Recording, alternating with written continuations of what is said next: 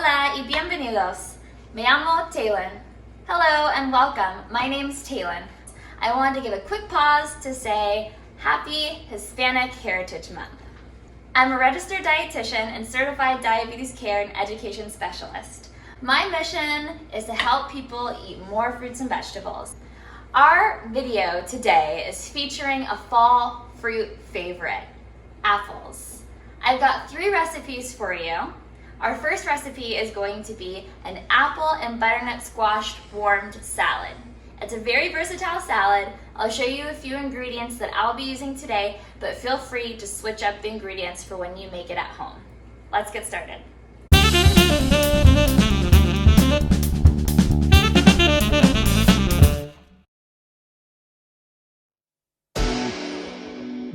Introduction to our ingredients. Our first ingredient is a nice large Honeycrisp apple. You of course can use any of your favorite apples. I like using Honeycrisp because it's got this really rich sweetness and it balances out the savory dish perfectly. Another fruit favorite in the fall is cranberries. So we've got dried cranberries. You can use any dried fruit like dried currants or raisins. I'm also using pecans, but again, you can use any nut of your choice.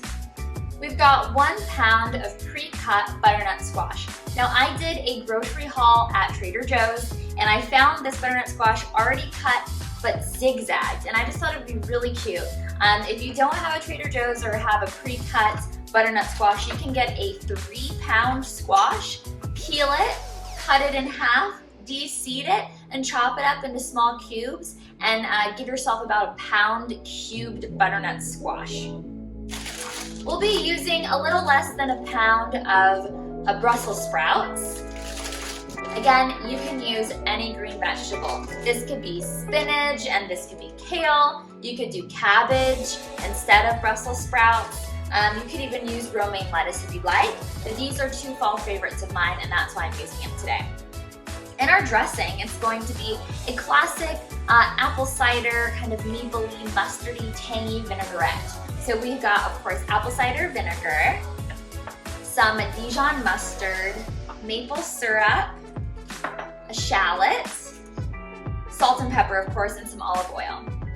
What's going to be a little unique about this warm winter salad is I'm adding some cheese. So if you do not eat dairy or following a vegan diet, feel free to omit this. But we've got a delightful Toscana cheese. I found this at Trader Joe's. It's dusted with cinnamon, which I thought was really cool. Really great fall addition to this recipe. I'm also changing up the butternut squash from the classic style and seasoning it with rosemary and cinnamon. So we'll be tossing our squash in that. So gather all of your ingredients and join me back to prepare our salad. Let's start by roasting our squash. Lucky me, I just get to dump our pre-cut squash in a bowl. I'm gonna drizzle it with a little bit of olive oil. Now, lots of recipes will use really precise measurements, and there's certainly a time and place for that. When it comes to like roasting vegetables, I try not to get too technical. Just a light coating of olive oil will do the trick. I'm gonna do the same for our maple syrup. Now, I do encourage the use of maple syrup here. I do not encourage the use of agave. It's pure fructose, it's just a little sweeter than if we use maple syrup. And maple syrup is just like totally a fall classic.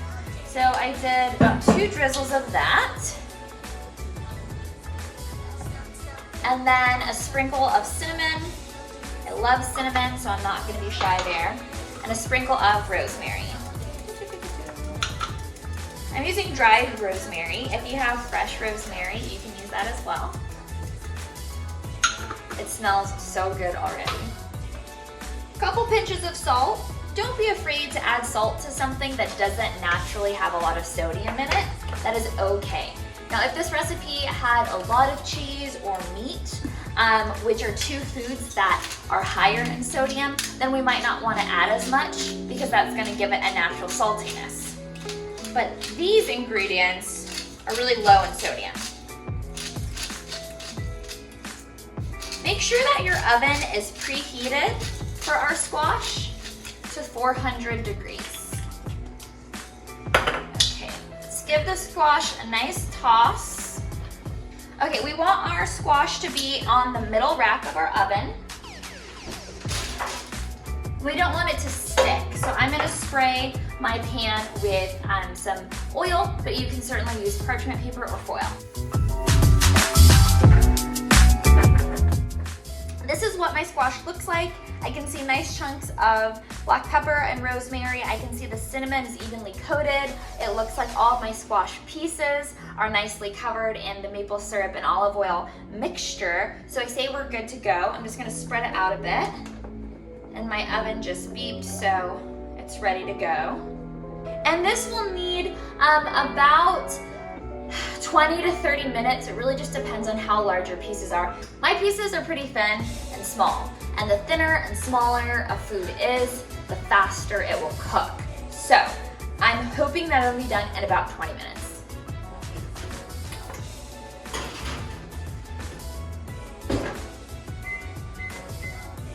When you're cooking a lot of things at once, it's important to set your timer so you don't accidentally forget and burn your ingredients. That's the worst. Okay, let's get started with our dressing.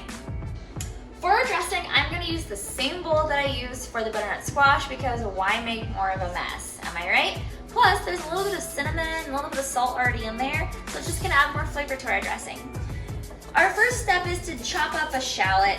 A shallot is just like a mini red onion, and it can make your eyes water, so just beware. I don't think I'll need the entire shallot because we need about 2 tablespoons. And so we will see how much half of the shallot yields. It might give me my full 2 tablespoons, it might not. So I cut it in half lengthwise, so I've got the little nub. The little nub will hold our shallot together. And then I'm just going to slice it into strips so that when I cut it crosswise, we have nice, fine, diced shallot. If you're like really not an onion fan, you're like, ooh, shallots in a dressing, raw, I don't know about that. If that's you, feel free to add all of your ingredients from your dressing in a blender. That way you get all the flavor, but you don't get big, like oniony chunks. However, remember that when you're making your dressing, all the flavors are gonna merge together. So you shouldn't taste a large portion of just shallot in your dressing. There's so many other prominent flavors in there. So for precision's sake, I am gonna measure it out. Let's see, 1 tablespoon. Yeah, 2 tablespoons. A little bit more than 2 tablespoons is what half of my shallot yield. So I'm not gonna waste the rest, throwing that in the bowl. Okay, now we need a little less than a ½ cup oil. Now since it's a dressing, I like to go with an extra virgin olive oil. This has a very low cooking temperature, which means that I'm not gonna use a lot of high heat with my olive oil. I'm gonna save it for things like pasta finishes, fish dish finishes, and salad dressing. I'll use about 3 tablespoons apple cider vinegar. 1, 2, 3.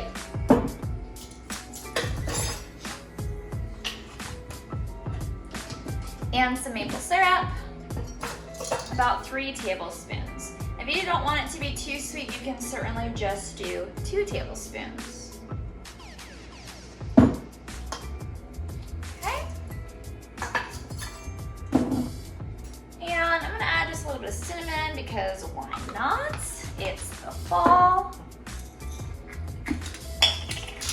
Fresh cracked pepper. There's really no measurement when it comes to fresh cracked pepper. It's all based off of chef's choice.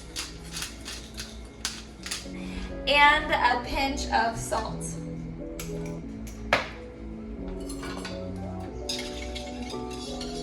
Okay, whisking this together, we will now add our emulsifier. So an emulsifier is something that has an oil favoring end and a water favoring end, or rather a water hating end and a water loving end. And so we need about 2 teaspoons, which is 2 bloops of mustard. I'm gonna use a Dijon mustard. It's not as tangy, a little bit more earthy than your traditional yellow mustard. And that will help the vinegar, the water-based flavoring agent, and the oil, the lipid-based flavoring agent, stick together so we have a homogeneous dressing instead of a very separated dressing. Now, Ina Garna has a apple cider vinaigrette recipe, and in hers she uses apple juice or apple cider and adds about like a half cup or so and then reduces it on the stove. This is my modified, shorter version, a little less apple-y. We're putting it on top of an apple salad, so I figured it all will be fine. Let's taste it.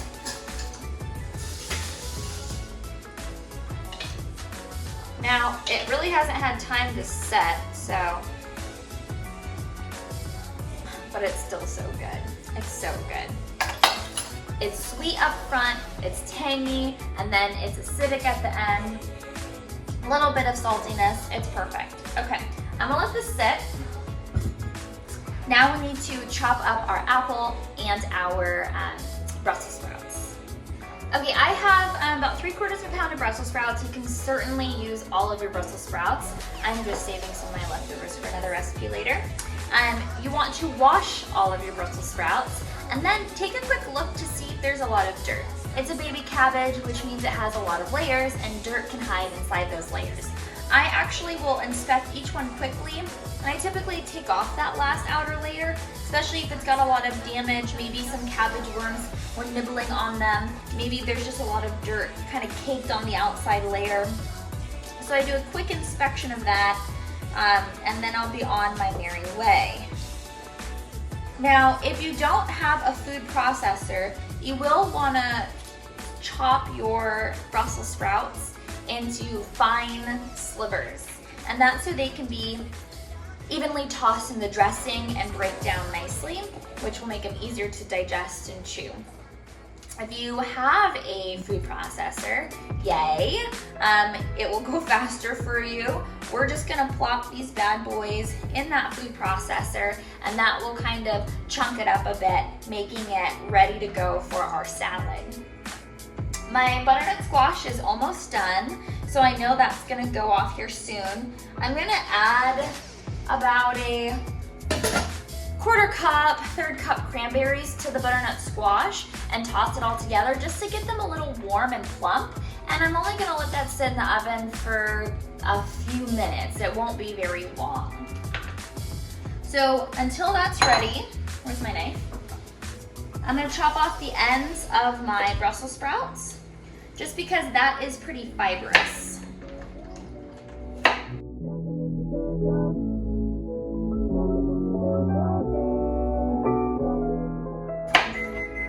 Perfect timing.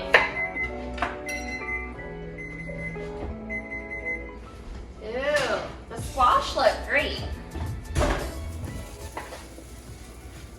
It smells fantastic as well. Let's see. Yeah, looks like a good ratio there. Look at that color. Okay.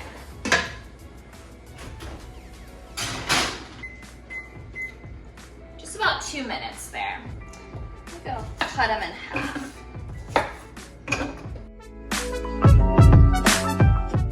So we're gonna pulse these little Brussels sprouts. By the time they're done, our cranberries, which are in the oven with the butternut squash at 400 degrees, should be ready to go.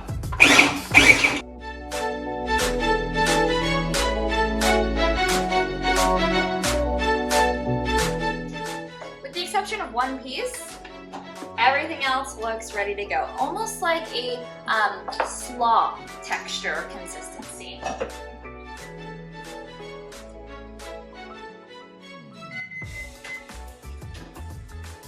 Perfect timing.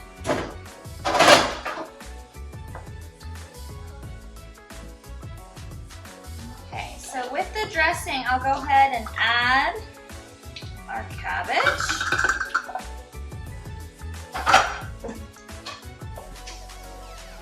Toss that in there.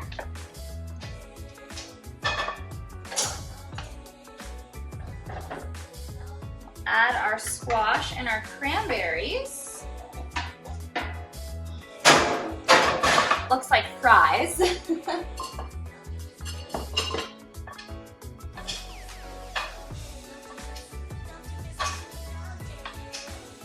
Ooh, it looks gorgeous.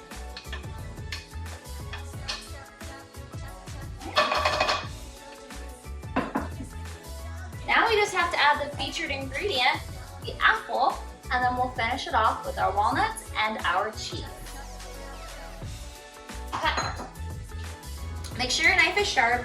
That will definitely help the whole apple cutting process. And I'm actually gonna cut off the bottom of my apple so that I have a flat surface. I don't know if you saw that, my apple almost rolled away across the cutting board. Okay, flat surface, check. Now we're just gonna cut around the core of the apple. I am keeping the skin on. Extra fiber, extra antibiotics, extra antioxidants, especially that quercetin, which is one of the strongest antioxidants. And now I'm just cutting it into little cubes. I mean, there's no special way to cut your apple. There's lots of ways to cut your apple. That's why I like cooking. It's really not about doing something perfectly. It's about trying things. And if it doesn't work out once, that's okay. A lot of times you can save a recipe. You can try again. But salads are pretty hard to mess up. My mom's making this recipe. She doesn't have the ingredients for the maple apple cider vinaigrette. And she asked me if a balsamic vinaigrette would work. A balsamic vinaigrette would certainly work. I do feel that a raspberry vinaigrette would be too sweet, but I think a honey mustard would be another great option. So I've got my apples diced up. Sprinkle that in there. Just get them all in there. Okay. Eat the rest of this apple later. Like I said, you can use any nut. I think I called these walnuts earlier. I actually have pecans with me today. And if you already have purchased your nuts crushed, even faster. If you purchase them whole, coarsely chop them. Okay, I'm gonna toss everything together and then we're gonna top it off with our cheese. This is gorgeous.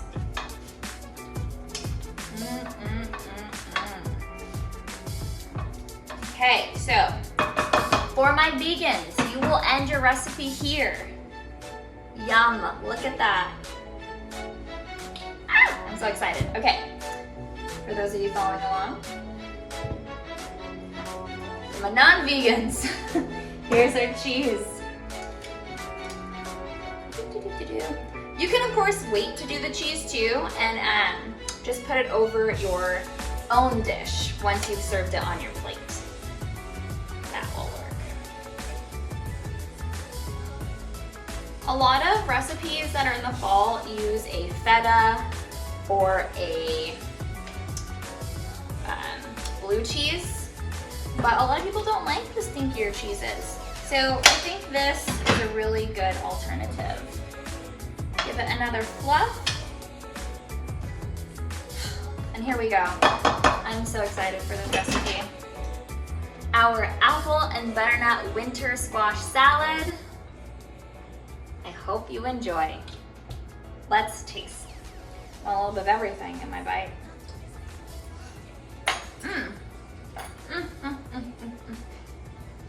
So good. You know, I usually serve this over a bed of arugula. I don't think I want to today. It's just so good on its own. But if you want to add some extra green, this is definitely an option. If you don't use cabbage or Brussels sprouts, arugula or spinach will be just fine. They aren't as hardy, so if you're gonna let it sit in your fridge for a while, it might not last as long because it will break down. So just keep that in mind when you're meal prepping, okay?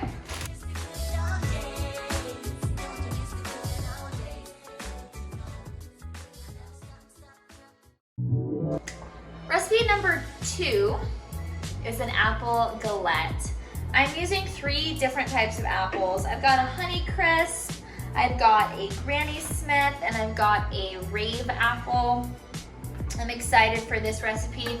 It's like an apple pie or an apple crisp in the sense that it's a baked apple dessert, but what's different about a galette is that it's got significantly less sugar than the traditional American apple pie.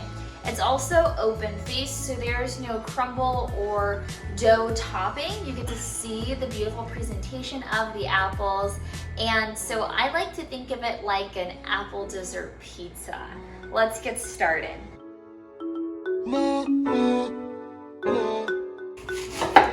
We're gonna slice our apple. I just cut it in half, and then I'm going to kind of cut at an angle for more slices and throw that into a large bowl.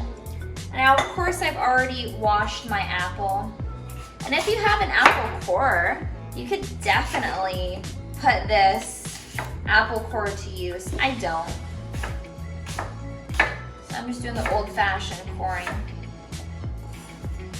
And you do want to cut the apple slices fairly thin because, again, it'll cook it nicely.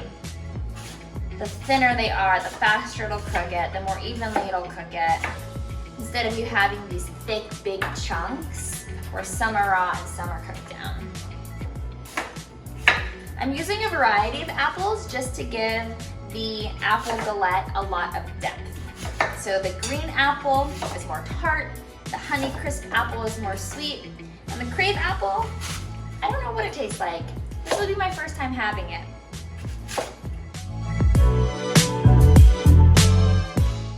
Our oven is still at 400 degrees Fahrenheit from our previous recipe, but if you were just joining us, go ahead and set your oven to 400 degrees Fahrenheit.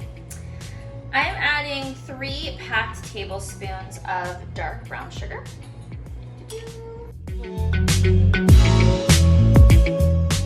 And then we're gonna add the juice of half of a lemon. I'm gonna cut my lemon half into a quarter just so it's easier to squeeze out all the juices. I'm doing this over my hand so that seeds do not accidentally fall in the bowl. If you have a lemon juicer, more power to you. Go ahead and use that. Now this will prevent the apples from turning totally brown in the oxidation process and from the cooking process. It will also help balance out some of the sweetness.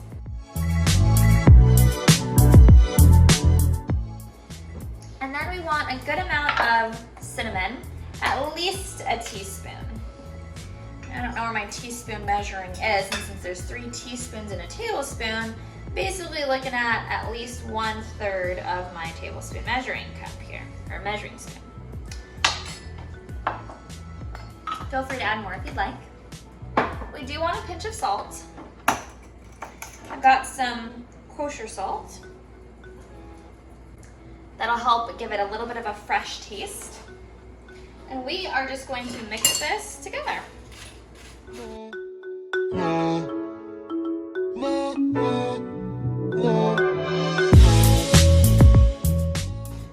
you want to mix this up with berries in the summer, berry galette would work out nicely.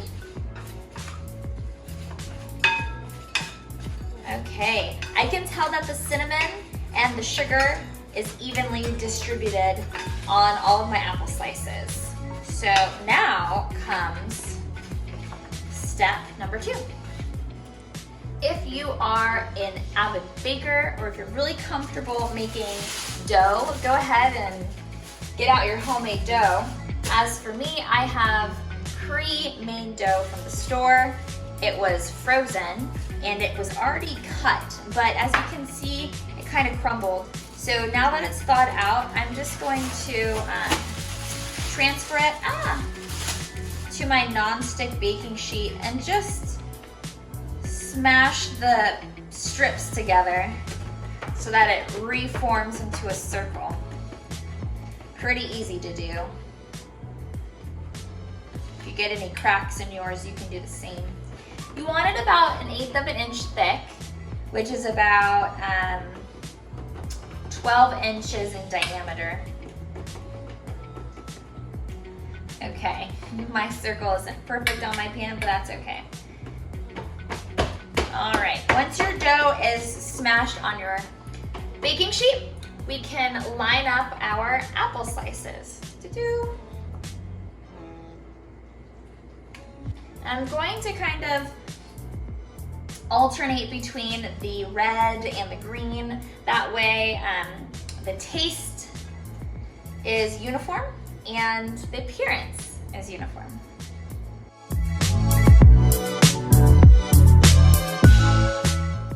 I've got a couple layers of apples, and certainly because my apples were so large, I've got enough apples to do a second galette, which is perfect because my pre-made dough pack came in a 2-pack. So that works well. You're just gonna fold in your ends, that's all. If you wanna do some like really cool pinching pattern, more power to ya. That would be great. I'm just gonna tuck these guys in.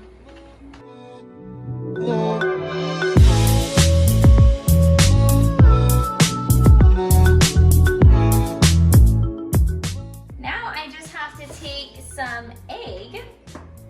I'm gonna whisk our egg so that we can finish out these edges with an egg wash and then dazzle the edges with our turbinado sugar.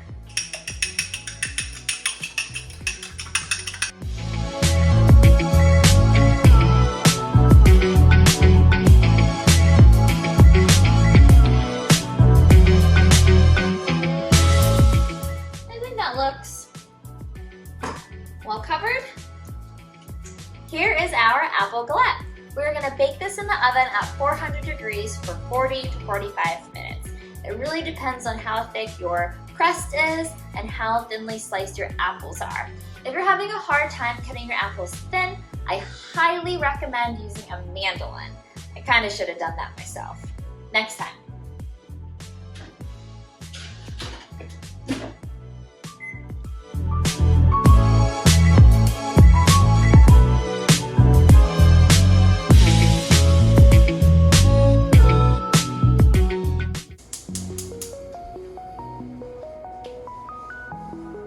Recipe number 3 is a grilled cheese sandwich. This isn't just any grilled cheese sandwich. It's gonna be a Gala Apple and Gouda grilled cheese sandwich. Now, one of my favorite Gouda cheese is from Trader Joe's. It's the 1000 Day smoked Gouda cheese, and it is a pasteurized cheese, which is great for those who need cooked dairy, and it is so, so delicious. So we are going to shred our cheese, and you can use a box shredder or a regular hand grater. All will work. I'm not really measuring it. I kind of go by eye. Okay, so I got that. And then we're also gonna need some apple slices. I'm going to take my washed Gala apple, make sure your sticker's removed, and use the mandolin to get really thin slices. So I took out the core. Now I'm just gonna go ahead and slice my apple. And you don't need a whole lot of apple slices, so I'm using like a quarter, maybe an eighth of my apple. Pause for a safety check. When using a mandolin, you should really be using your produce holder. This will prevent you from scraping off your knuckles when you're slicing, like I'm doing here. Okay, so about a handful of thin apple slices. And this is probably enough apple and cheese, maybe to make 2 of my small sandwiches. Then I've got some pats of butter, and a really great addition to our Gouda and grilled cheese sandwich is a fig butter or a fig jam. I think it's a nice sweetness because we got some tart, we've got some savory, here's some sweet. If you eat meat, you can certainly add some turkey bacon or some turkey slices, maybe even ham. Just note that our Gouda has a good amount of salt or sodium in it, and so if you're gonna be adding a meat to it, do a small amount, okay? It can be maybe too overpowering with the amount of salt that's in those cured meats. I'm gonna take one of the pats of my butter and butter up one side of my bread. And I'll take a pat of my butter and butter up my second piece of my bread. And I got 2 bread halves that are well buttered. And then I'm gonna take the remaining pat, add it to my skillet. And this is on low. There we go. Adding my piece of bread to my buttered cast iron. And I'm gonna add the apples on the outside of the bread. They're gonna cook in the skillet with a little bit of that butter, soften up, warm up a bit.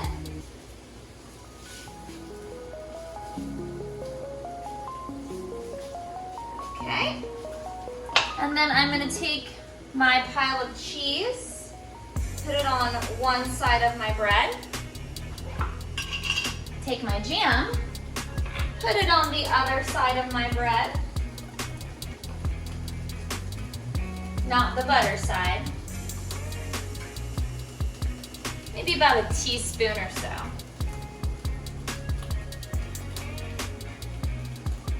And I've got my pan on low. It is hot, but it's on low. That way it doesn't burn everything before the cheese melts. One tip you can try out is taking a lid to a pot and placing it over your piece of bread that has the cheese on it. And that will steam that cheese so that it melts more evenly. My apples are getting soft over here on the side, which is perfect.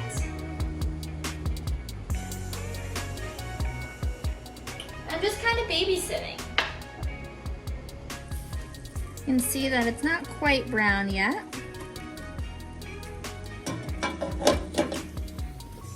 I'm gonna remove my apples now that they're nice and warm from the skillet. They smell fantastic. We don't need them to be overly cooked.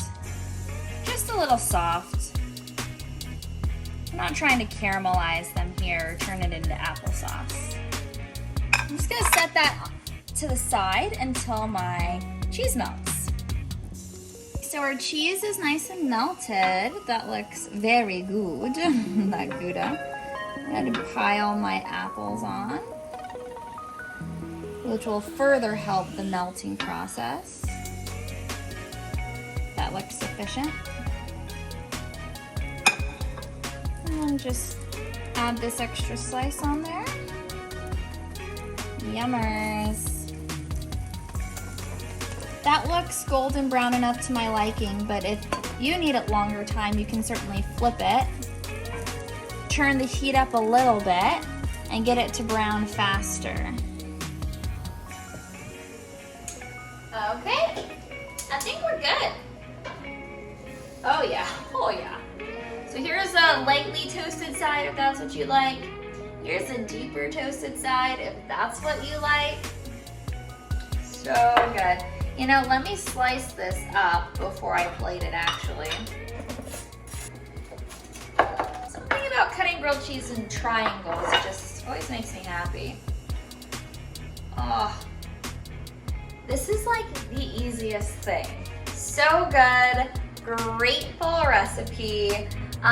This is part of your lunch. This could be your entire lunch. You could eat this alongside of the apple salad we made today with our cabbage, or just with a simple green salad. This is a great vegetarian winter dinner or lunch, or heck, make it a breakfast. Just make sure you wait for it to cool a bit so you don't burn your mouth.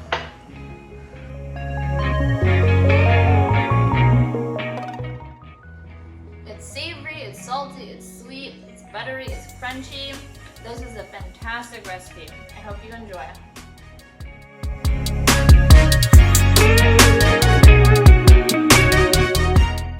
After you've enjoyed your sandwich and your salad, your galette will be ready. Look at how beautiful this is.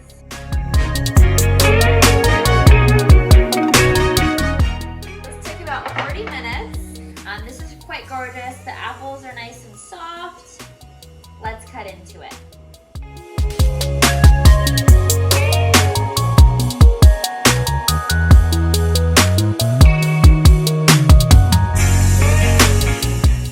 The apples are sweet and tangy.